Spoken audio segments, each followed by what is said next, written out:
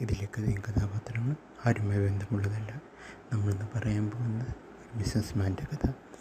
അങ്ങനെ അവൻ പതുക്കെ അവൻ്റെ മിച്ചം പിടിച്ച പൈസ വെച്ച് അവൻ ബിസിനസ് തുടങ്ങുകയാണ്. അങ്ങനെ ബിസിനസ് നല്ല രീതിയിൽ നടന്നു പോവുകയും അതിൽ നിന്ന് അവന് പ്രോഫിറ്റ് കിട്ടുകയും ചെയ്തു. ആ പ്രോഫിറ്റ് അവൻ റീഇൻവെസ്റ്റ് ചെയ്യുകയാണ് ചെയ്തത് കമ്പനിയിൽ തന്നെ. അങ്ങനെ 1 വർഷത്തിന് ശേഷം അവൻ ആ കമ്പനിയെ വലിയൊരു പ്രോഫിറ്റ് മേക്കിംഗ് കമ്പനിയാക്കി മാറ്റുകയും ചെയ്തു.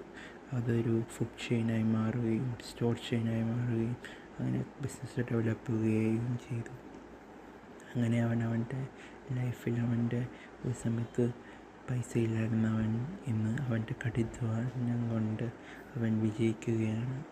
അവൻ നല്ലപോലെ പൈസ ഉണ്ടാക്കുകയും നല്ലൊരു ജീവിതം കെട്ടിപ്പടുക്കുകയും ചെയ്യുന്നു.